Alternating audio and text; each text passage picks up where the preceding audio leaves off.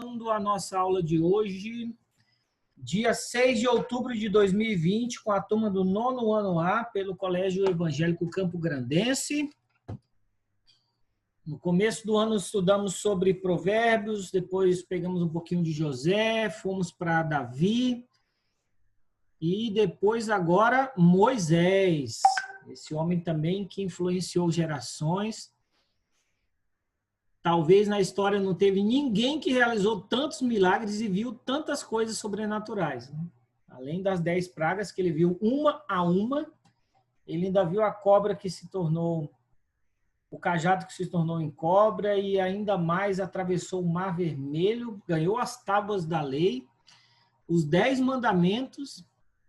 Então esse homem viveu coisas extraordinárias. Vamos lá para o nosso versículo de hoje, já mandaram aqui na tela. Está lá em Efésios 4, 29, se vocês puderem decorar. Eu morei 4 anos e meio num pensionato, igual daqueles de filme norte-americano, que você mora em uma casa e tinha 12 rapazes e 10 moças que moravam. Só que era uma casa e tinha um muro que dividia a ala das meninas da ala dos meninos. Elas não dormiam na mesma casa, mas em quartos diferentes e em alas diferentes. E eu morei lá durante 4 anos e meio. E no meu quarto tinha esse versículo aqui, grudado lá no meu quarto. Não foi eu que coloquei, porque sempre moram pessoas diferentes e vão se formando e vão indo embora. E alguém deixou lá e ficou durante os 4 anos e meio. A folha já estava meio amarelada quando eu cheguei lá, de tão antiga que era. E tinha esse versículo aqui de Efésios 4, 29. É muito interessante essa questão de quadros, né? Você ter quadros que remetem sobre os seus sonhos, né? Quadros inspirativos com frases. Eu tenho esse quadro aqui que eu ganhei, ó. Thank you, Blessed, né? Que tá aqui em inglês. Agradecendo a graça de Deus, o favor dele imerecido, está aqui bem no meu quarto, muito legal. E tem um quadro também do plano da salvação lá. Eu tenho esses outros símbolos aqui também, do plano da salvação por nós, né? Deus nos amou, nos arrependemos, temos que ler a Bíblia, a cruz dele que nos resgata. Muito legal, um cubo também.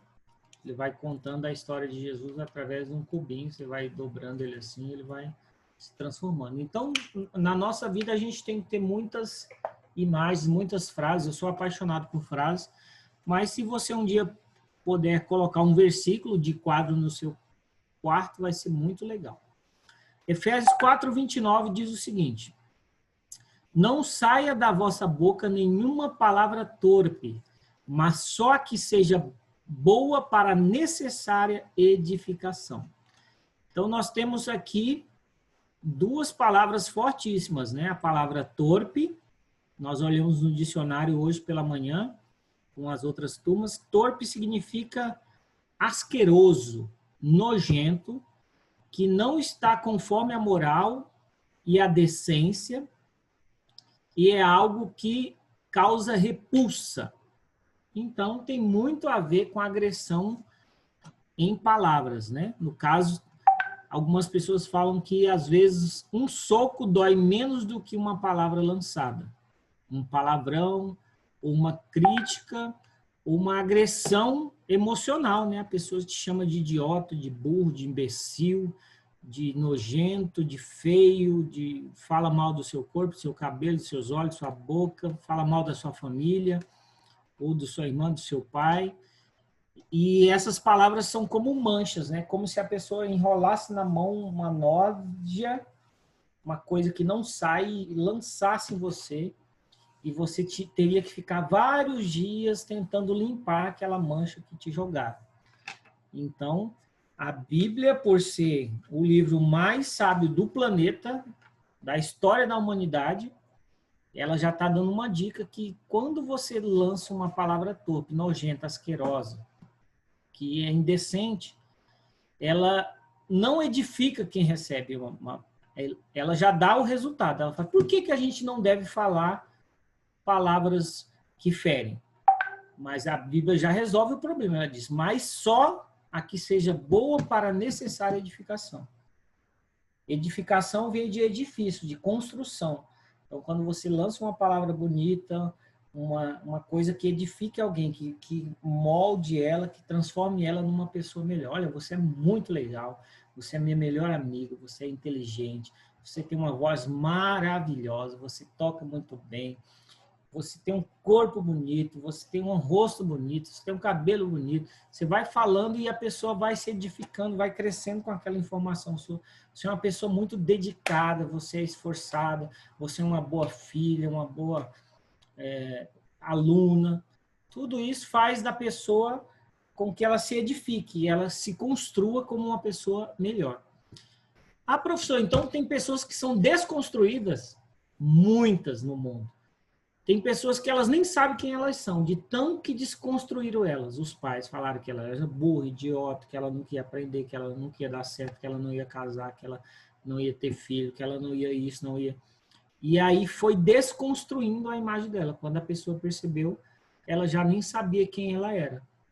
Aí você vê a pessoa tímida, a pessoa que tem vergonha de tudo, a pessoa que não se expõe, ela acha que ela não é capaz, você manda ela tirar a habilitação, ela fica com medo. Vários amigos meus não dirigem porque acham que não são capazes de dirigir.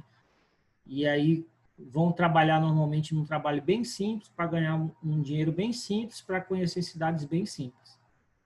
Então, para você romper, você tem que se construir, você tem que ser determinado, tem que ser corajoso, enfrentar os seus medos, né? Você nunca vai ser um gerente tímido, vai ser um gerente que bate as metas e convence as pessoas e vende e acontece, passa num concurso público, estuda bastante, é bom comunicador, se relaciona bem com as redes sociais, divulga seus produtos, sua empresa. Então, é realmente um rompimento, né? Legal, já vimos o nosso versículo, entendemos como a Bíblia, através de um simples versículo, pode construir uma ideia fantástica. Vamos voltar para a história de Moisés, né? José morreu, José que tinha dado a ideia para o faraó. Lembra que o faraó falou, e agora? Que eu tive um sonho aqui que as vacas magras comiam as gordas e as espigas magras comiam as espigas gordas. O que isso significa? Isso no planeta Terra. E aí o José vem e fala, olha, eu sou um interpretador de sonhos. Isso significa que nós teremos 7 anos de fome e 7 anos de fartura e 7 anos de fome. Só o Egito soube dessa informação. Professor, então teve 7 anos de muita abundância. Fruta, chuva, as vacas produzindo, as galinhas botando ovo, e tudo que se plantava dava. Depois de 7 anos com muita fartura, acabou. Os rios secaram, a vaca já não dava leite, não tinha filhotes, a galinha não botava ovo. A comida do planeta acabou. Quem alimentou o planeta foi o Egito. Você fala, isso acontece nos dias de hoje, professor? Às vezes, tem cidades que perdem produções de um ano inteiro, tem que buscar em outros locais, né? Agora, nessa seca que está dando, né? Vocês viram que o calor aumentou, queimou muito, né? O Pantanal, sábado eu fui lá em Piraputanga e tá tudo devastado mesmo, estão queimando muito, você não vê mais o horizonte, está tudo embaçado. Significa que perdeu muita plantação, muitos animais morreram, a qualidade do ar piorou.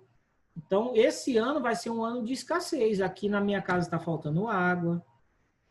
Eu recebi uma mensagem da Águas Guariroba, que é a fornecedora de água, que eles estão pegando água do Atlântico, que é um balneário que tem aqui atrás da Uniderp Agrárias. Lá tem um laguinho, eles estão pegando água de lá para manter o povo tomando banho. Então, são coisas que acontecem. Tem anos que tem escassez. Nós estamos em escassez de alimento, né?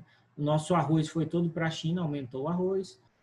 Então, não é difícil de acontecer de novo, de a gente ter uma escassez de alimentos. Vocês sabem quanto é perigoso. Vocês já assistiram vários documentários, né? No Netflix tem vários, de como o ser humano evoluiu para alimentar o mundo. Cada dia as galinhas, antigamente, demoravam 6 meses para você vender ela. Agora, em 1 ou 2 meses, as galinhas já estão prontas.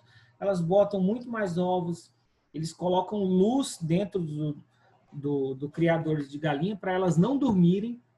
Imagina, eles enchem de luz para as bichinhas não dormirem, ficar vários dias sem dormir, para elas comerem mais, engordarem mais e crescerem mais. Para dar conta de manter todo o mundo alimentado. Por isso que não falta frango, tomate. Vocês perceberam que as frutas hoje têm menos sabor do que antigamente? Lembra quando você tinha uma criança de 7 anos, que você tem uma memória boa? Você come uma maçã hoje, uma uva, uma tangerina, elas não têm muito sabor. Parece que elas, às vezes, falam, mas está sem sabor, não tem tanto doce como antigamente, né? Aí você vai numa fazenda da avó, da mãe, do tio, e pega lá direto mesmo aquela fruta nativa mesmo. Você vai ver que ela tem um sabor 10 vezes mais saboroso do que essas que a gente compra em mercado, porque eles produzem muito mais rápido. Então, José tem essa ideia, e aí todo o povo de Israel vai para o Egito. Alguns moram próximo ao Egito, outros moram dentro do local mesmo, do país, da cidade. E aí eles vão acabando, né? E aí se tornaram escravos.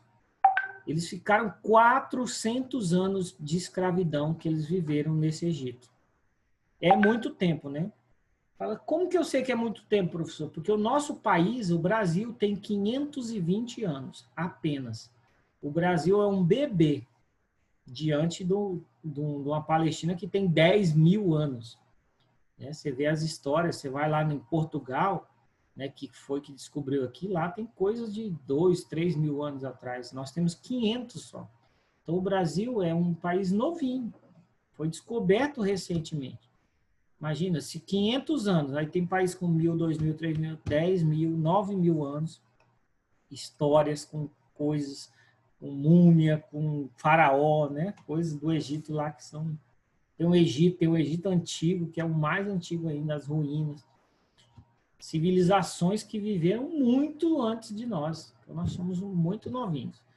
E nós temos só 520 anos, que o Brasil fez 500 anos no ano de 2000. Então, esse povo hebreu se estabeleceu na Palestina, região do atual território de Israel. Ah, então até hoje Israel está no mesmo local, professor? Sim, por isso que eles brigam entre si lá, entre a Palestina e os israelenses. Eles querem saber quem é o dono da capital, que é a Jerusalém. Jerusalém até hoje existe também com o mesmo nome. Outras cidades até mudaram nomes, mas Jerusalém é a capital de Israel. Nem todos os países aceitaram, mas os Estados Unidos e o Brasil já aceitaram Israel como capital do Israel. Aqui está a Palestina, olha o Egito, de onde eles vieram. Aqui eles atravessaram o Mar Vermelho. Por isso que para sair do Egito, para ir para Israel, tinha que ir para a Terra Prometida, que é Canaã, tinha que realmente atravessar o Mar Vermelho, que é onde o mar se abre ali com Moisés. Próximo slide. O que significa a palavra hebreu, então? A palavra hebreu significa, de maneira literal, povo do outro lado do rio. Muito legal, né? Já o nosso Brasil, que vem da madeira do pau-brasil, né? Então, o nosso país é o nome de uma árvore. A minha mãe até hoje tem vários móveis de pau-brasil. Ele é umas 10 vezes mais pesado do que a madeira normal.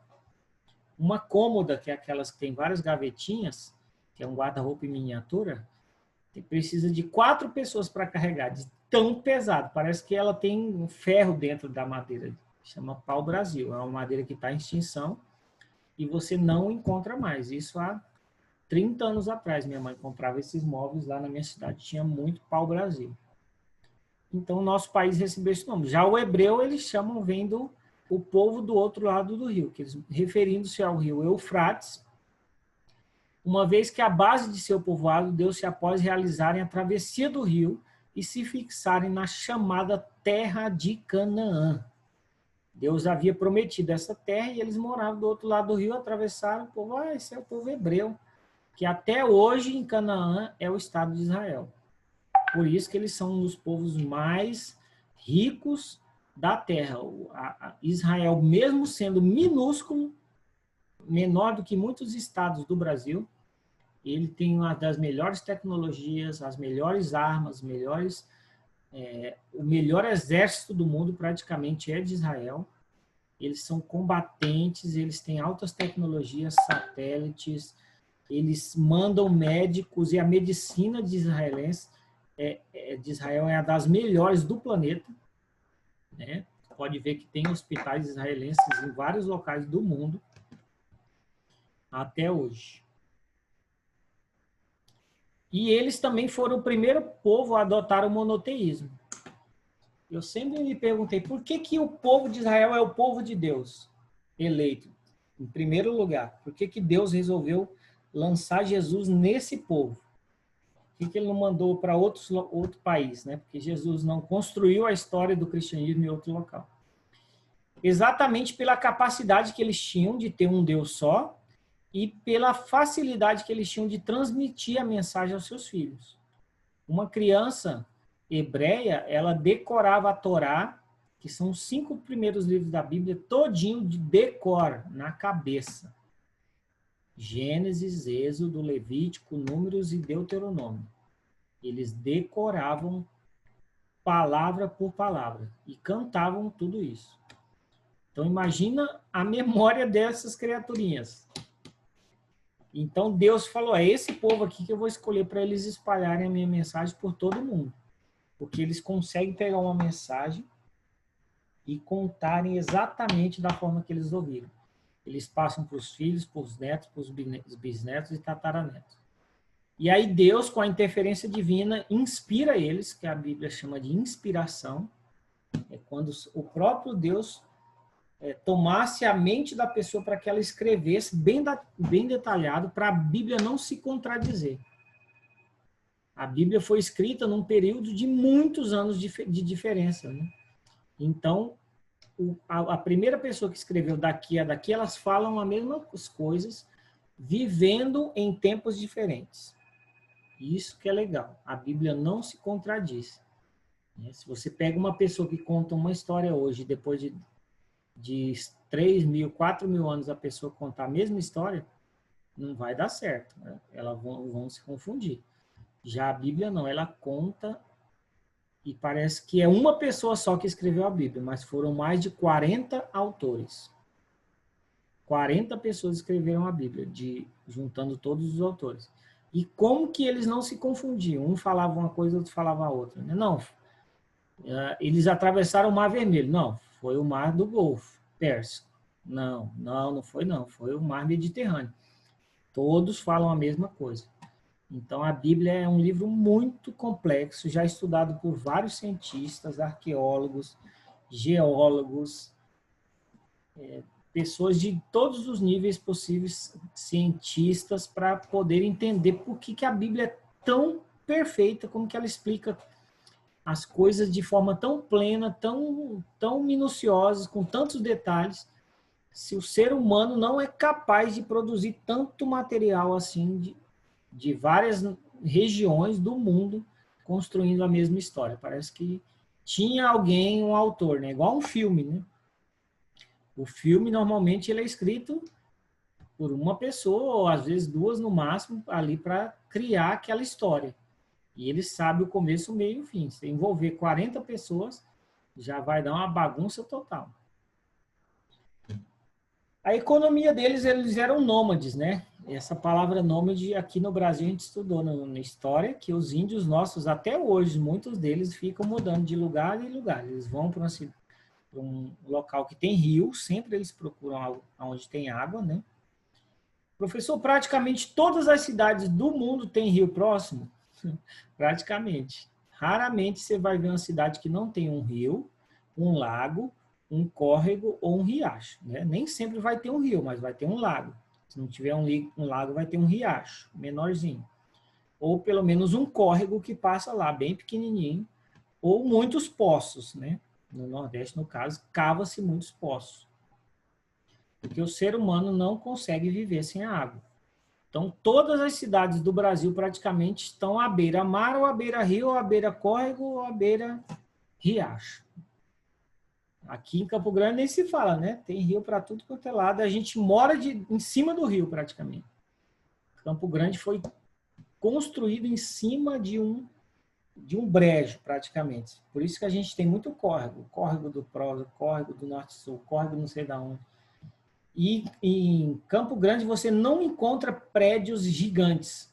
Você vai em São Paulo, Goiânia, Cuiabá, você vê arranha-céus, prédios que são 70, 80 andares aí, gigantescos. Em Campo Grande, os prédios são bem baixinhos, porque o nosso solo não é bom para construir coisas altas, não suporta. Então, Campo Grande nunca terá prédios gigantes, que quase tocam lá no céu. Os arranha-céus, que praticamente chegam quase nas nuvens. Porque o nosso solo aqui é bem arenoso. Então, quem planejou morar aqui já sabia que teria muito brejo aqui, muito córrego, muita água. Pelo menos não vai faltar água para a gente. Depois eles viveram a fase sedentária, já fixados na Palestina, eles foram deixados os antigos costumes de desenvolverem a agricultura e o comércio. Você pensa como que era engraçado, né, a vida bíblica. As pessoas vivendo só de ovelhas e de cabras, eles não plantavam, não tinha uma agricultura, eles não comerciavam as coisas. Cada pessoa tinha o seu clã, sua família, e eles dividiam os bens entre si, e os bens eram roupa, comer e viver, praticamente. Aí eles foram aprendendo, não, a gente precisa plantar, ficar num lugar só, construir casas mais resistentes, a ventania, não sei se tem terremotos para lá, mas chuvas fortes, e a gente construir coisas que a gente possa vender também, vamos montar o comércio. Eu compro o que eu não tenho e vendo o que eu tenho. E essa é a lei mundial, né? Se acabar toda a economia do mundo, ainda vai existir o escambo, né? Que é o que eu tenho e eu vendo para comprar aquilo que eu não tenho. Professor, isso aumentou ou diminuiu? Aumentou com a entrada do LX, e o Facebook também já construiu lá a sua lojinha, né? Tanto que você está lá no Facebook, tem um desenho de uma loja, tipo você entra lá no Marketplace e lá você vai vender e vai comprar. Todo mundo está vendendo alguma coisa, um relógio, um celular, um capacete que não usa mais, um guarda-roupa, uma mesa, uma cadeira. Então, aumentou mais ainda com a internet, você sabe quem está vendendo e quem quer comprar. As coisas mais inusitadas do mundo você pode vender lá que alguém vai comprar, é muito legal. E aí surge a propriedade privada. No momento que eu construo a minha agricultura, eu planto minha abóbora, o meu tomate, o meu arroz, o meu feijão, e eu consigo vender isso, então eu tenho a minha casa ali, não preciso mudar, então ela é privada, é minha, ninguém entra, e isso chama propriedade privada, é o bem mais precioso que você tem, é aonde você mora, é o seu lar, é ali que fica a sua família, a sua proteção. Então você não quer que ninguém entre ali. Já que você não tem uma arma atualmente, você faz o quê? Você coloca muro, cerca elétrica, câmera de segurança. Eu estava olhando, no Brasil praticamente, até hoje, raramente eu encontrei uma casa que não tivesse um muro. Né? Praticamente todas as casas no Brasil têm muro. Né? E você vai nos países desenvolvidos, como os Estados Unidos, o Japão, né? Qual que é aquela outra? Suíça. Lá as casas, só é a casa em volta, tudo aberto. E é segurança total, ninguém rouba nada de ninguém. E apesar que os Estados Unidos têm áreas, bairros violentos, né, mas ainda é mais seguro do que nós. Então a propriedade privada é um bem precioso e as pessoas tiveram essas ideias já nos tempos bíblicos. Próximo. Professor, então tem os patriarcas. Os patriarcas são os pais da Bíblia, né? Aqueles homens, os primeiros que você ouviu falar. Quando abrir a Bíblia, você ouviu o nome de um homem, esse é um patriarca. Um líder que possuía atribuições de caráter religioso, jurídico e militar. Então, ele era ungido por Deus, ele julgava as pessoas e era militar ao mesmo tempo. Davi era isso, né? Ele era um rei ungido por Deus. Quando tinha algum problema na comunidade, ele que julgava quem deveria ser condenado ou absolvido, e ele era militar, ele sempre estava em guerras, e talvez na história bíblica não teve ninguém que venceu mais guerras do que Davi. Ele é conhecido que ele tinha um rei muito estratégico. Abraão, então, já o primeiro patriarca dos hebreus, é responsável de guiar o povo hebreu para uma terra prometida. Então, já começa ali em Abraão, mesmo no comecinho, Deus já prometeu que ele ia ser pai de multidões, que eles teriam a própria terra e que nessa terra manaria leite e mel, ou seja, teria abundância e tudo que plantasse lá seria uma terra muito boa. Durante um período de grande escassez na Palestina, os hebreus migraram para o Egito, então, onde após uma etapa de prosperidade, eles foram transformados em escravos. Moisés liderou o Êxodo, né? O segundo livro da Bíblia chama Êxodo, o primeiro chama Gênesis. Gênesis é o início, a origem, o começo, lembra? E o Êxodo é a saída. Então, quando esse povo sai do Egito, lembra que eles foram parar lá por causa da fome. Aí se tornaram escravos. Agora eles têm um líder que morou no palácio, porque a filha do faraó pegou ele no rio, que era o Moisés. Ele morava lá no palácio, 40 anos lá, e eles, agora o Moisés já conhece bastante de Egito e da cultura egípcia, ele vai libertar a gente. Então Deus fala, é você mesmo que eu escolhi para tirar esse povo do Egito, que 400 anos já é muito tempo.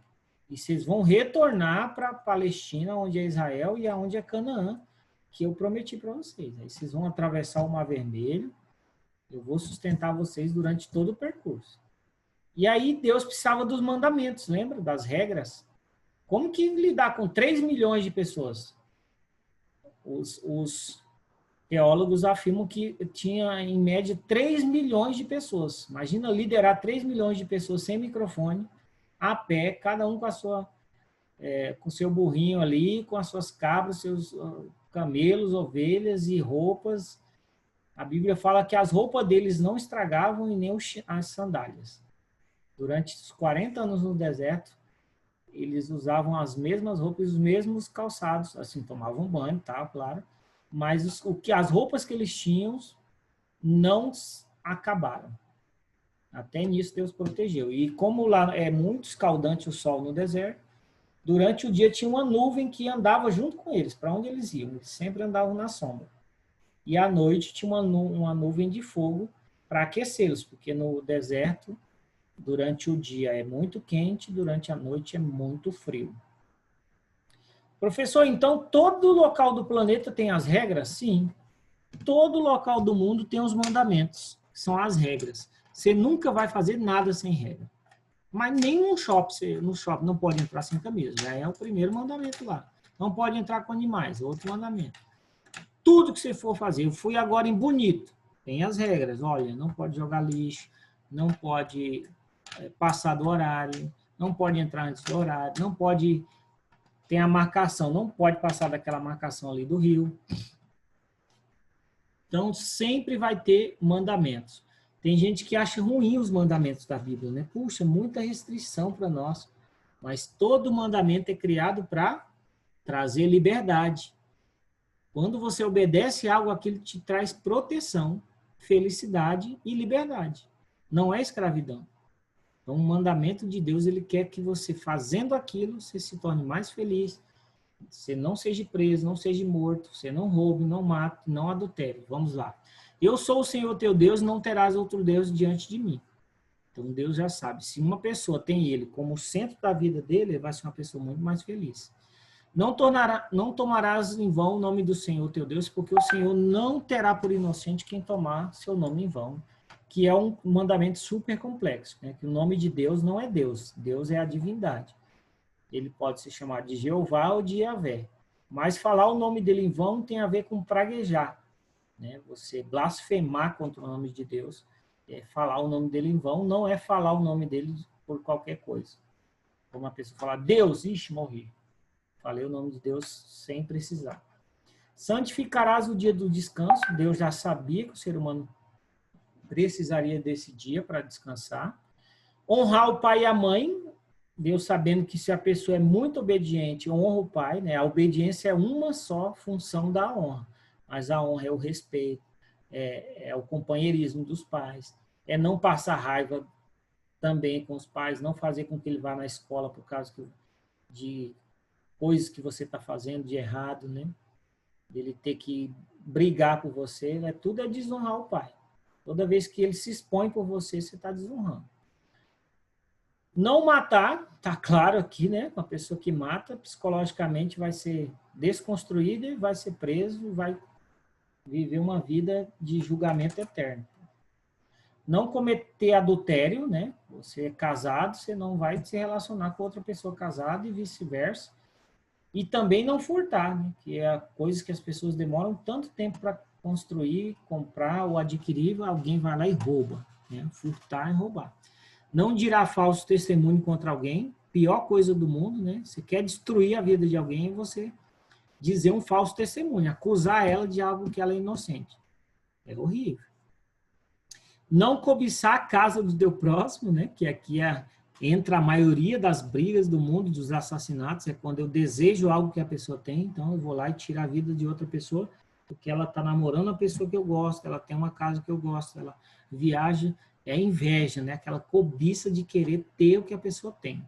Não só querer ter o que a pessoa tem, mas querer ter o que ela tem. A pessoa não quer só ter o que a pessoa tem, quer o que ela tem, eu vou pegar dela, não vou conquistar o igual. Então vai lá e prejudica o outro para ter o que a pessoa tem. E por último, não cobiçarás a mulher do teu próximo, nem o gado, nem coisa alguma. A Bíblia, a pessoa fala, a mulher, o gado, mas aí da Bíblia fala, não, é coisa alguma. Qualquer coisa que você cobiçar, ou seja, desejar ardentemente, né? Vamos ver aqui o que significa a cobiça no dicionário para a gente saber exatamente. A cobiça é um desejo ardente de possuir ou conseguir alguma coisa. Um desejo ardente. Desejo imoderado, ou seja, sem moderação. Quer ter riqueza, quer ter honra, ambição, avidez e concupiscência. Então, é a pessoa ambiciosa, que é desejo imoderado, não tem moderação. Ela passa por cima de todo mundo, xinga todo mundo, bate em todo mundo. Desde que ela esteja por cima da carne seca, como diz, ela vai fazer de tudo. Legal, pessoal, muito bom estar com vocês mais uma vez. Espero que vocês tenham aprendido. A Bíblia é um livro riquíssimo para a nossa vida prática, para trazer mais felicidade. Giovana, João Guilherme, Júlia Perim, Kemily, Kathleen, Luiz Felipe, Sara Leal, Camille e Mariá. Até o próximo encontro e a próxima aula. Tchau para vocês.